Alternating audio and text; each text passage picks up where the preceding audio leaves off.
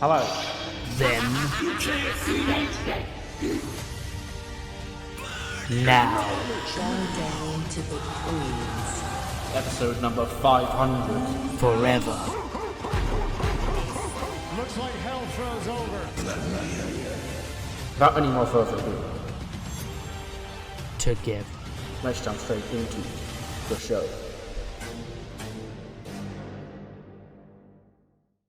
Hello, I'm on episode number 13, I believe, of the TEW IX Challenge Run.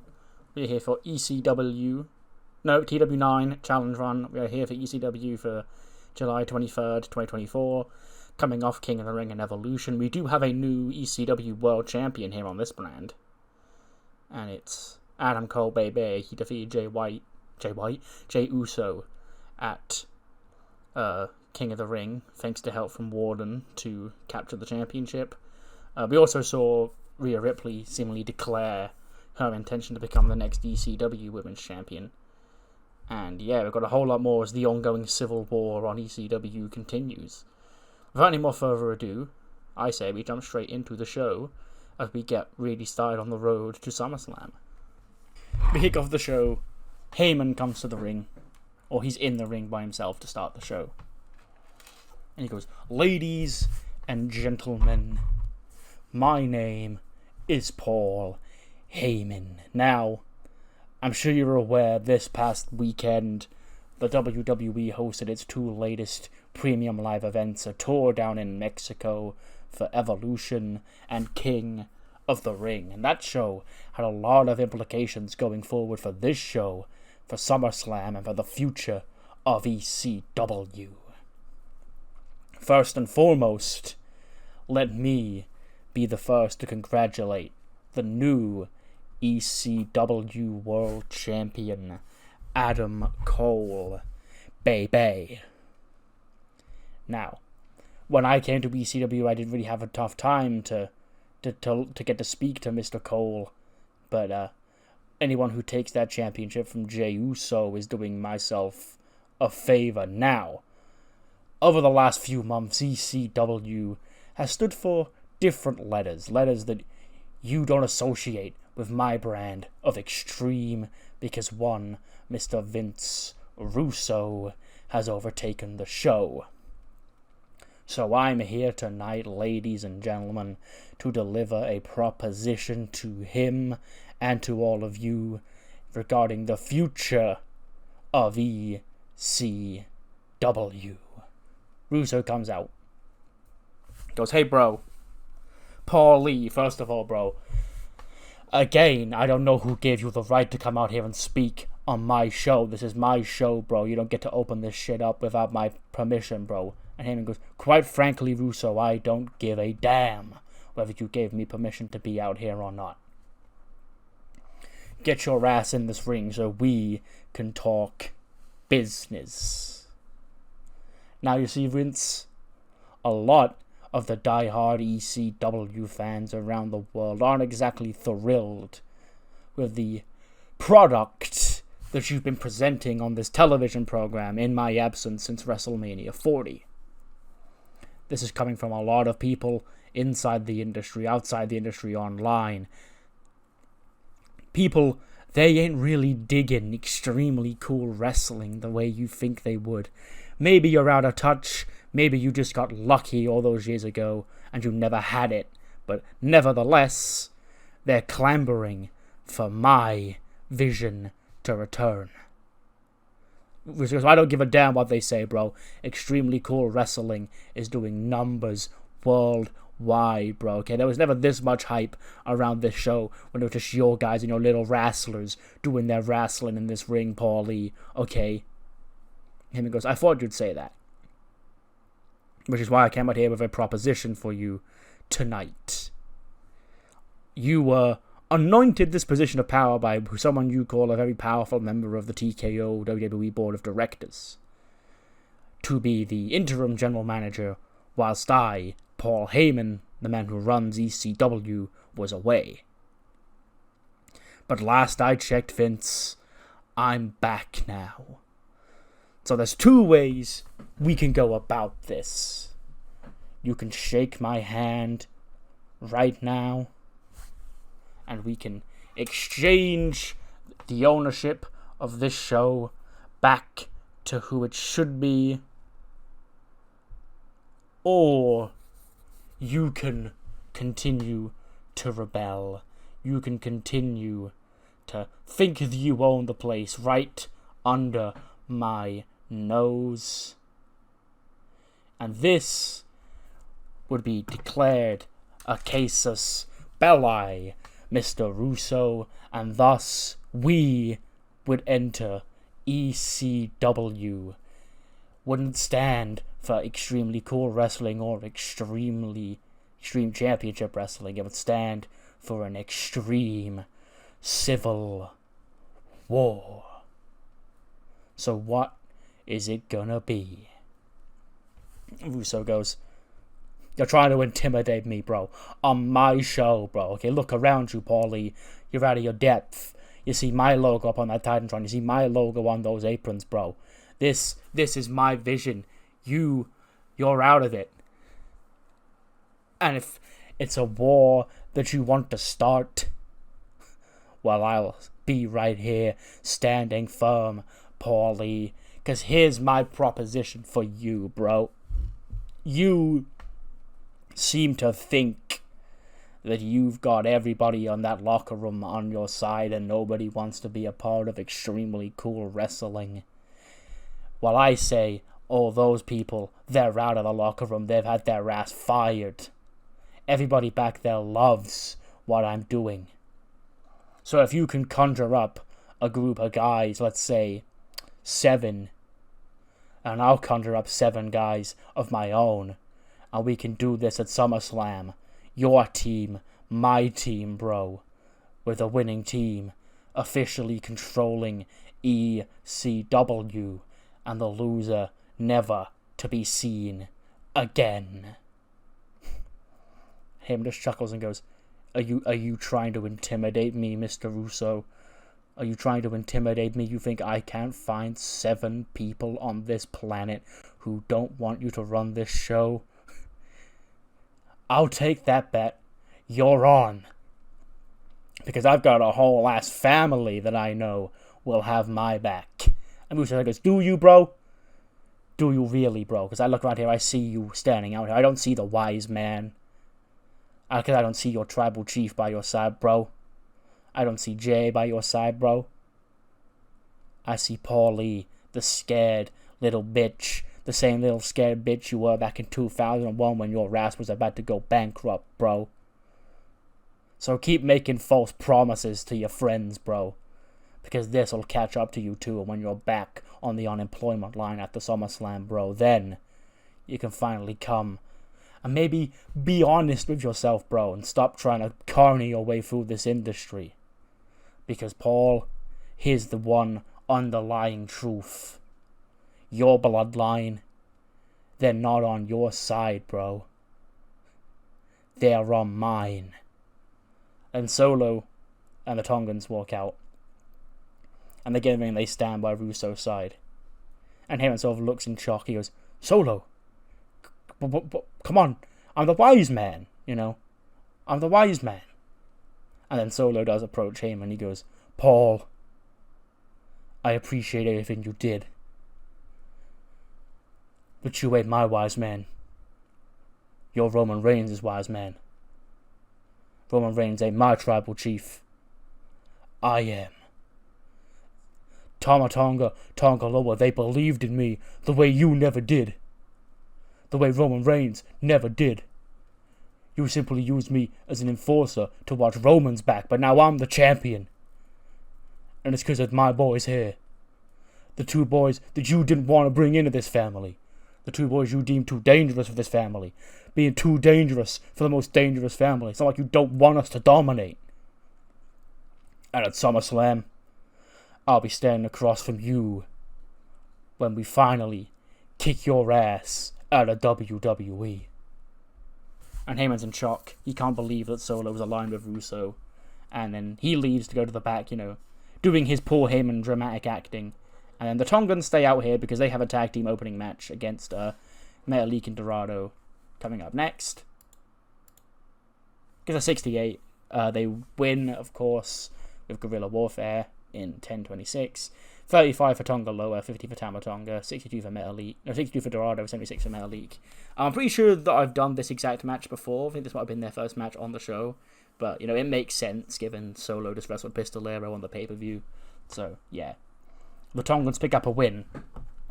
And, yeah. Seemingly a statement of war ahead of what we've now learned will be a 7-on-7 elimination tag team match at SummerSlam for the future of ECW. Then see Heyman. He walks to the back, still in shock. He's walking through the hallway. He can't believe it. When Jimmy Uso bumps into him. And Heyman just sort of looks at him. He looks like kind of worried because, you know, the rest of the Bloodline have just turned their back on him. And Jimmy goes, I saw what happened out there, Roos. That ain't right. Now, Paul, I know what I did all those months ago. You probably still haven't forgiven me for. But, I'm trying to make things right around here. I messed up big time. Just like Solo's messed up big time right now. And I need to prove that I've got the Bloodline's best interest at heart, Paul. You need to run ECW. So tonight, if you have any power here, give me a match. Give me Solo in the main event tonight.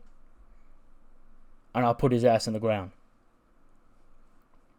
And Heyman, he still sort of hesitant. He goes, You're serious. He goes, dead serious, Oos.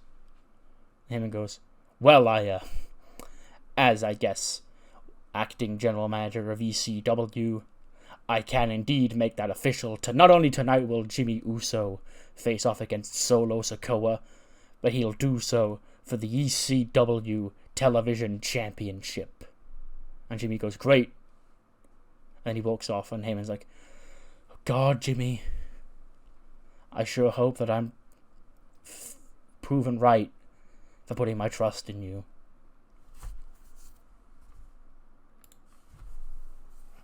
We then cut back to the ring. Sasha Banks comes out of Indy Hartwell. She's got the Liberty Championship with her.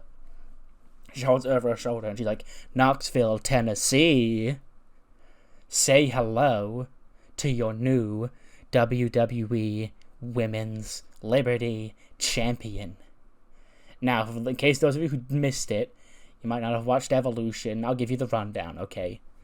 Liv, thought she could come and swing at the CEO.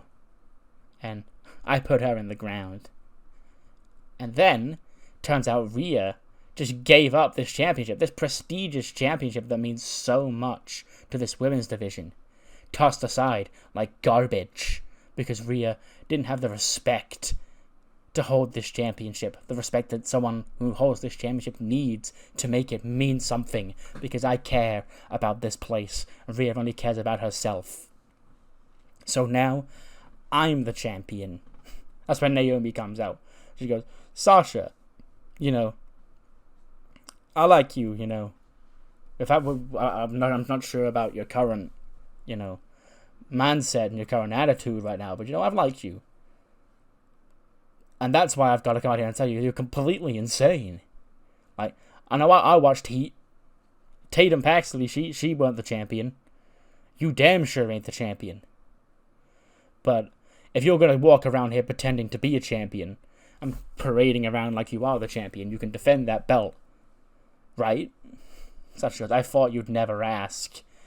Sure, I'll defend my brand new championship against you right now. So we get a random impromptu, quote-unquote, Liberty Championship match. Sasha against Naomi. Gets an 84. Naomi got an 86. That's like one rank lower than Sasha. But yeah, another match I just want to sort of like see how Naomi's doing in a singles capacity. She did really well. But of course Sasha does, quote-unquote, retain the Liberty Championship in 11:57 with the interest rate. 87 for Sasha, 86 for Naomi. And then after the match, she's got the championship. She's standing tall, she's dancing around. When she's jumped by Tatum Paxley. Tatum starts beating down on Sasha. Indy tries to pull her off. Tatum lays her out as well. And then she crawls over to the Liberty Championship. like scoops it up and runs to the back, and Sasha sort of like watches as Tatum runs away with her championship, and Sasha then leaves the ring and starts trying to chase her backstage, going, "Hey, give me my fucking championship back."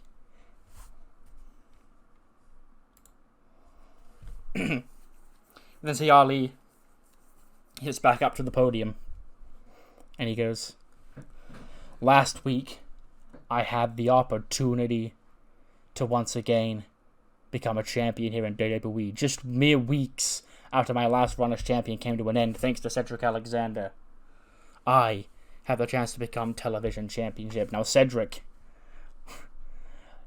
you're welcome, by the way. You see, my abilities, my impassion, it rubs off on all my people. And now, Cedric, you get yourself a candidate to become the next cruiserweight champion right there. One of the greatest cruiserweights of this generation. But Mustafa Ali, what's next for me? If I can't be ECW television champion, then none of those other candidates who took my spot last week deserve to either. Not ZSJ, not Dudley Davis, not Joe Gacy, not Karrion Kross, not Pistolero, none of them. So, this is my official decree that I, Mustafa Ali, will get to the top of ECW. I will get that championship that so desperately should have been mine, and then you will see what everybody else has already saw, that there's one person on this show to believe in for your solid future, and it's not Joe Hendry. It's not Kyle O'Reilly. It's me. Believe in Ali. Believe in a better ECW. Whatever it may stand for. Extremely cool, Extreme Championship. I don't care. I'll do my thing. Because I do my thing better than everybody else, no matter what the initials stand for. And all those other candidates want to take a swing at that championship that belongs to me. I dare you to try. Thank you all for listening. Have a great evening, and God bless ECW. God bless Mustafa Ali. And then cut backstage. Kelly Kincaid is with Rhea Ripley. She has my guest this time, Rhea Ripley. She says, "Rhea, at Evolution, you made a lot of news and headlines when you seemingly declared your interest in the ECW Women's Championship. Now, what is it about the ECW Women's Championship specifically that you were after?" Because it's not about the championship itself, Kelly. It's about what the championship represents. Like, why would I, a Monday Night Raw superstar, want the ECW Women's Championship? Well, it's pretty simple. I've already proven that I'm better than Bayley. I've already proven that I'm better than Dakota Kai. But then I hear about this new girl over here. I hear about Florence and this ECW Women's Championship. And to me, that sounds like a challenge, you know? She's supposedly the next face of the next generation of women's wrestling. Says who? Okay, last time I checked, we're the same generation. And then last week I came to her show, put her in her place on her own show, and she had the nerve to attack me. Dumb move. Because at SummerSlam, I'm going to attack her, and this time it'll be legal and sanctioned. And after I'm done attacking her, I'm going to plant her ass into the mat, stack her up like I do everybody else, and become the new ECW Women's Champion. That's when Tatum Paxley walks in. She goes, Mommy, guess what? And she goes, what? She goes, I got a championship back. She holds a WWE championship back. She goes, Tatum, why you got that championship? She goes, because, you gave it up. And I wasn't ready to say goodbye just yet. So I was thinking, maybe I could win it. And Rhea's like, sure, whatever. And then Blair Davenport walks in. She goes, hey, good help you overhear you talking shit about Florence right now. And gotta say, you're all busy running your mouth when she's not here tonight. And Rhea goes, I didn't know she wasn't here tonight because I thought the champion showed up to work every single week. But apparently her little message girl is here. So if you're gonna be a little message girl, Blair, I need you to deliver a message to Florence from me. But it won't be delivered verbally, it'll be delivered physically tonight in the ring.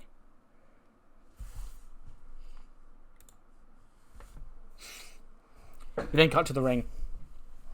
Paragon are in there. The Fritz brothers, Gacy Jane, Dolph Ziggler, Cesaro, all dressed up in suits. And JC says, "Ladies and gentlemen, as we cross the border from Mexico City, a great WWE tour behind us, we look to our future. We look to our present. We look to the top. We look to greatness.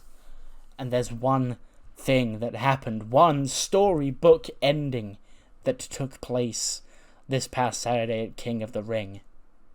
And that was when we saw the crowning of a brand new ECW World Champion. Now, while the rest of us weren't so lucky, Adam Cole Bebe proved why he is the main character of this story time. He proved why ECW is Paragon territory and why we are only taking our first steps to greatness. So, ladies and gentlemen, please rise, get on your feet, clap for the new ECW World Champion, Adam Cole Bebe. Out he comes. He takes the mic, he sort of like smiles around, holding the championship over his shoulder. He goes, "I don't really care if you're ready for story time of Adam Cole Bebe tonight, I'm going to tell you it anyway. Ever since I came here to the WWE main roster, I came up with all the buzz in the world. I was the NXT champion, one of the longest reigning NXT champions you've ever seen. One of the most dominant, one of the greatest. And when I came up to the main roster, I had all that fanfare. Look at the names I stepped into the ring with. Everybody from the top, from Drew McIntyre and Cody Rhodes, all the way down to legends like Edge. And still I got no respect. That's why this whole Paragon story started. To finally prove that Adam Cole Bebe is the protagonist. To finally prove that Adam Cole Bebe is everything that everybody said he was back in NXT. And sure, along the way, my friends Kyle and Roddy and Bobby, they may have been kicked to the curb, and I found a new group, a Paragon, right at the top. And it took us a couple of tries to get the lineup right. You know, Dolph was originally not against us, and we had to kick Bobby Roode's ass back to the retirement home. But we finally did it. This long and treacherous journey to the top is over, and I stand at the very top as champion. Now, as for Jey Uso, he's got a little bit of issues going on, you know. I heard something about Warden coming involved. I don't know anything about that. But, Jey, whenever you're back here, good luck trying to get your championship back, because now I've got a taste of the world title. I ain't ever giving it up. Now, that being said, with Jey Uso in my past, I look to my future. I know exactly what my future holds. It's a little foggy, and that might be by design. Aleister Black, you have been trying to mess with the Paragon for months now. Okay? You seem to think that this is your show, and you coming out here being all spooky is going to get you to the top. You want to reset your career? Finally get your chance at a world championship. Well, guess what? I did just that, and I'm better than you in this ring. That's why you've got to try and masquerade it with all the smoke and mirrors bullcrap and the mind games. You know, I remind you, last week, your big henchman, Brody King, I put his ass in the ground. Okay? And then you have the nerve to cheap shot us. Well, where's the cheap shots now? We're not running, we're not hiding. Then the House of Black pop on the Titantron. I go to Adam. You sure do like the sound of your own voice. It's okay. So a lot of people like that. But for me, I'm more of a quiet kind of guy. The House of Black, we like to work quietly and in the shadows and then strike. So, you may want us out in that ring tonight, but I don't think we need to be out there. I think your championship celebration is going to go off without a hitch, and I think you, my friend, whenever we next shall meet, it shall be destiny. It shall be for that prize you now hold over your shoulder, that ECW championship. Unless, of course, you're not a man and you're scared of getting your head kicked in. And Carl goes, well, I'd never be scared of you, you see. You're the one talking on the big screen right now instead of coming to the ring and actually showing your face, okay? And Aleister Black goes, huh? Funny you mentioned that. Then the lights go out, Aleister Black's music hits, and they appear on the stage. And they just stand there, Aleister, Brody, Ciampa, Kelsey just stand on the stage. And Adam Cole was there. I imagine the scene is the lights are off that side of the ramp, but then as you get to the ring, the lights are on, so it's sort of white and black. And then Adam Cole goes, hey, I never mentioned, because the Paragon's colour is white. They're all wearing white suits, Jason in a white dress, etc. And then Adam goes, come on, are you a coward? Get in this ring and fight us face to face. And then Aleister just laughs. And then, black goop falls from the sky. And the Paragon all get their white suits dirtied with black goop. And Aleister Black just laughs as they walk to the back. So yeah, that's ruined Adam Cole's celebration.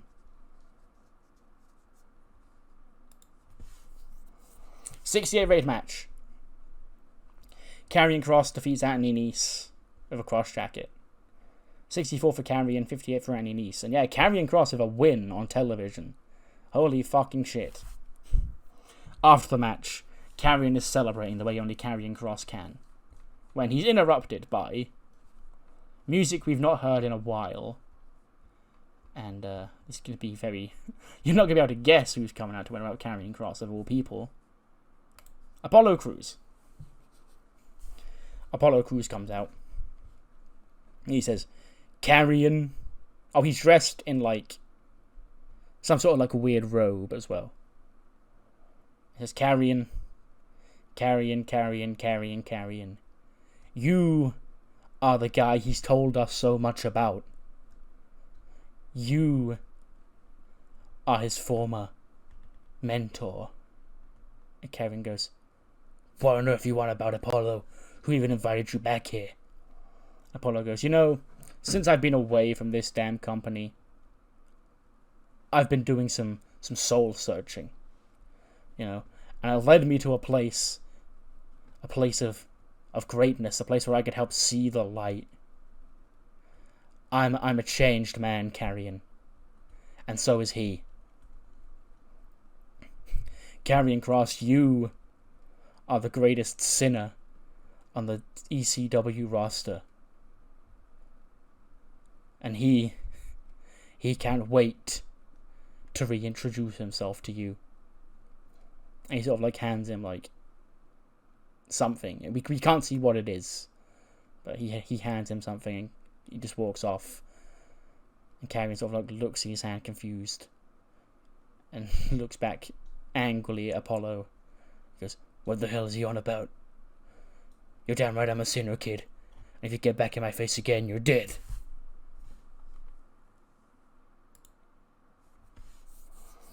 We then see Cesaro and Dolph, cleaning off their dirty suits. And we see Joe Hendry and Braun Strowman in the background, sort of just laughing at them. And Cesaro goes, hey, something funny? And Joe goes, yeah, it's you two idiots getting gooped on. And Cesaro goes, I don't see the funny side of having weird, cult, evil, spooky bastards like the House of Black drop all that evil goop on us to try and get into our heads, okay? It's not going to work, especially not for a guy like me who's always in the zone. Joe Hendry goes, well, you know, you should have looked out of the zone, or out there, and last week when we put your boy's ass in the ground and defended these championships. Dolph goes, you know, you should like to run your mouth a lot, don't you, Joe Hendry? I've heard all about you, you know, all these songs you do. I've got a hit for you. How about this one next week? The Paragons finally captured their first championship gold. Adam's the ECW World Champion. But we're not stopping there. And if you two think you're so great, think you're such great tag team champions, how about you defend them against the Paragon again next week, but not the Fritz brothers. You defend them against me and Swiss. And Braun sort of gets in his face and goes, is that supposed to be a threat? And Cesaro goes, it's whatever you want to make of it, big man. Braun goes, we'll see you out there. So yeah, another defense of the ECW Tag Team Championships next week. Braun and Joe Hendry defending against Dolph Ziggler and Cesaro of the Paragon. Should be a fun time. 84, we'll take that. Rhea Ripley beats Blair Davenport with the Riptide in 10 minutes and 50. 87 for Rhea, 81 for Blair. So yeah, 84 for the matches. Bang on in the middle. And yeah, Rhea Ripley defeating Florence's friend Blair Davenport on the road to her ECW Championship match against Florence at SummerSlam. On night 2. Yes, so that'll be on the Sunday.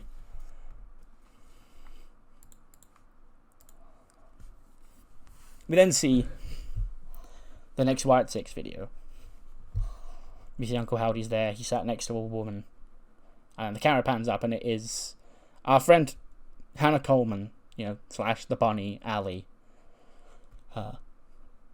And Uncle Howdy sort of leans over. She goes, tell them what's on your mind. And Hannah just goes, I can't believe she'd just say that. Let me get cut back to clips of, you know, she had that match on SmackDown recently where Dakota Kai sort of like gave her the opportunity in Canada, and she's like, hey, you know, she deserves this big opportunity because she's been doing this for as long as we have and she hasn't made it to the top quite yet. And Hannah goes, what she did that day was generous, but I didn't take it like that. She used me. She didn't appreciate the hard work and effort I've put in. She just wanted to try and make herself look better because she got to the top and I didn't. Well, good for her. Truly, for the bottom of my heart, good for her. For the bottom of my heart, that stung. I didn't appreciate all of that. I didn't appreciate being in the Mae Young Classic last year and coming up short to a rookie. All these years, I've done all this hard work to improve and wash off the stain of being just another blonde girl in this industry who came about 14 years ago when being a blonde girl got you ahead. But I'm not going to sit back and do nothing. My legacy won't be that. My legacy will be intact. My legacy, your legacy, will be intertwined. And when you finally hang it up, you can look up to the sky. You can tell your brother, we did it. We finally got her to where she needs to be. We finally set her on the right path.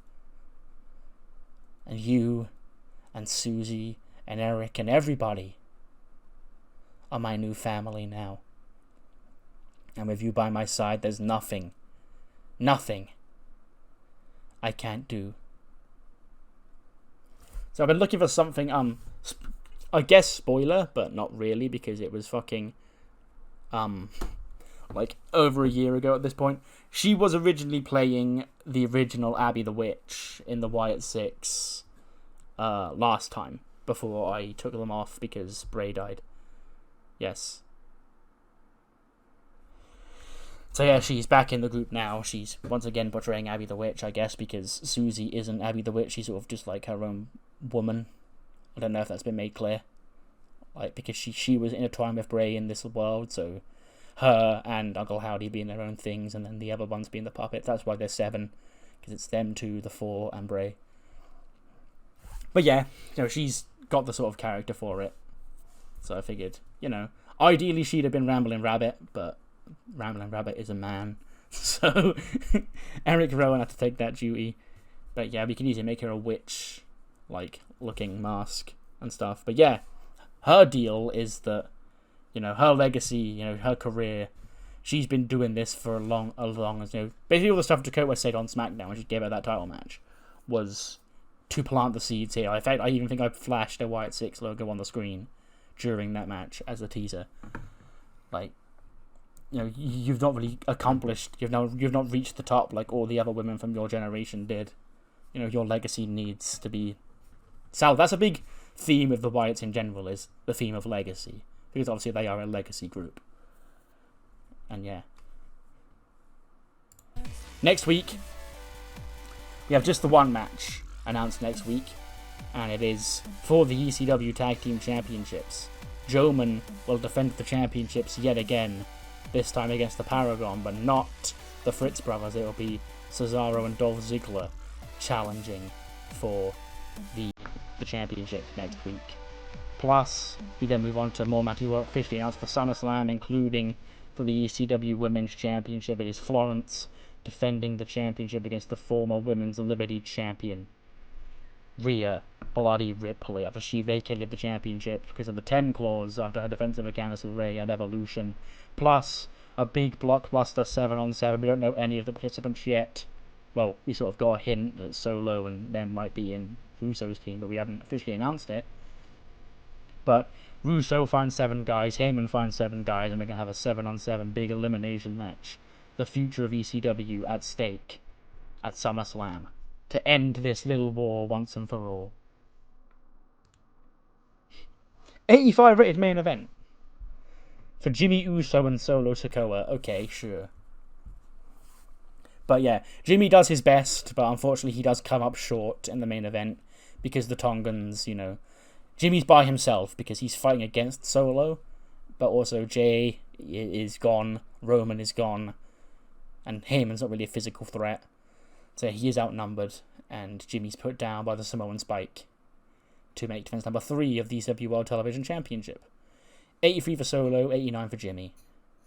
And yeah, he retains the championship. Then after the match, the Tongans and Solo begin to assault Jimmy in the ring. But they're not alone, because Matt Cardona and Kurt Hawkins then rush out to the ring as well, as is Austin Theory, and finally Warden. And they all just maul on Jimmy. Warden powerbombs him a couple of times. Russo gets in the ring. And he goes, "Paulie, is this your guy? Huh? This is what's left of your bloodline. SummerSlam's gonna be a walk in the park, bro, because I don't see the point of waiting. I want to introduce you to Team Russo." And there it is, Team Russo. Theory, Kurt Hawkins, Matt Cardona, Solo Sikoa, Tama Tonga, Tonga Low, and Warden. Warden and Russo, I guess, putting their differences aside for the greater good. The greater good of shutting Heyman and the Bloodline out of ECW. And yeah, they've laid waste to Jimmy Uso here tonight. And now Heyman's got to try and combat that dangerous team. With his own, you could say, dangerous alliance. Ha ha ha. But yes, that does end the show. Gets a 78. You use Tangaloa far too much on this show. Okay, that clearly means the show ruled. What mass more what you thought of the show? Do let me know in the comments below. I'll see you next time for SmackDown, the first show on that side following Evolution and King of the Ring, where we will see Xavier Woods, the 2024 King of the Ring winner, after he chose to wrestle Swerve Scott at SummerSlam for the World Championship, plus a steel cage main event between Io Sky and Charlotte Flair, the winner of that challenging Dakota Kai for the Women's World Championship at SummerSlam, plus a whole lot more. See you then.